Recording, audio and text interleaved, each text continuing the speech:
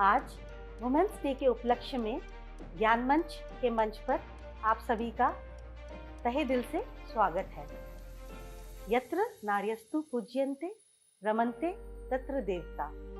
हमारी भारतीय संस्कृति में शुरू से ही नारी का एक विशिष्ट स्थान रहा है और कहा गया है कि जहाँ नारी को पूजा जाता है वहाँ पे देवता और सभी का वास रहता है।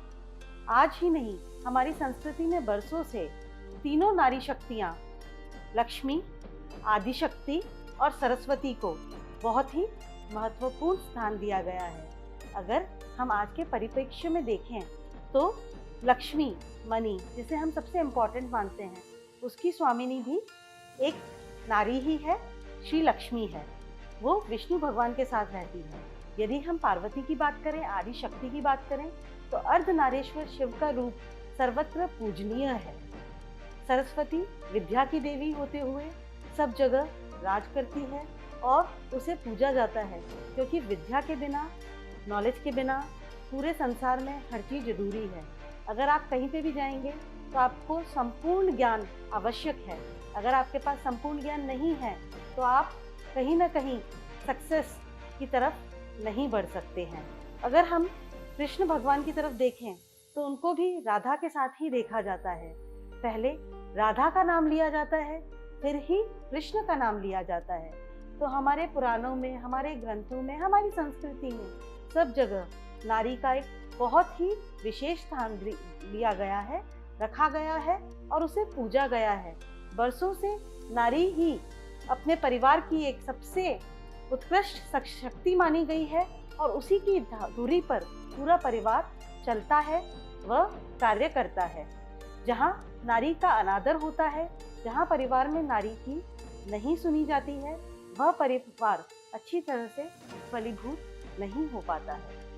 आज वुमेन्स डे के उपलक्ष्य में मैं यही कहना चाहूँगी कि हमारी नारी, हमारे देश में नारी सर्वत्र हर क्षेत्र में आगे बढ़ रही है, वह अच्छा कार्य कर रही है, परंतु आज भी उसे अच्छी तरह से आगे बढ़ाने के लिए हमें थोड़ा और प्रयत्न करना बहुत आवश्यक है।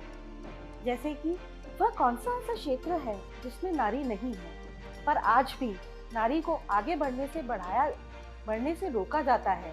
परिवार में ये कहा जाता है कि एक नारी होते हुए तुम क्या कर लोगी, क्या मेरे पुत्र से ज्यादा कमा लोगी। कमाने की बात नहीं है, सशक्तिकरण की बात है। किस तरह से उसको बढ़ाया जाए उसकी बात है। अगर आपके घर की औरत, आपके घर की बहू, आपकी घर की बेटी पढ़ी लिखी होगी तो आगे आने वाली संतानें अच्छी तरह से उनकी परवरिश हो सकेगी। अगर एक माँ पढ़ी लिखी है तो वो अपनी संतानों को अच्छी शिक्षा देगी। भले ही वो नौकरी ना करे, भले ही वो बाहर न जाए, भले ही वो कमाने में हाथ ना बढ़ाए, पर वो कम से कम अपनी संस्कार, अपने नॉलेज अपने बच्चों को देगी, जिससे कि जो आपकी आने वाली संतान, आपकी आने वाली जो भी पुश्तें हैं, वो अच्छी तरह से संस्कारित होंगी, वो अच्छा ज्ञान अर्जित करेंगी, उन्हें पढ़ने में मदद करेगी, उन्हें आगे बढ़ने में मदद करेगी। अगर नारी के पास ज्ञान है तो वो क्या नहीं कर सकती है। वो एक सशक्तिकरण का एक ऐसा उदाहरण है जो सारे विश्व पर राज कर सकती है। सारी जगह, सब जगह नारी आज सब जगह ऊंचे पदों पर है और हर जगह अपना परचम फहरा रही है। कोई ज़रूरी नहीं है कि वो स्पोर्ट्स हो, कोई ज़रूरी नहीं है कि वो कोई इंडस्ट्री हो। कहीं सीईओ है तो कहीं वो मैरी कॉम है, कहीं वो प्रियंका चोपड़ा है तो कहीं वो ऐश्वर्या राय है।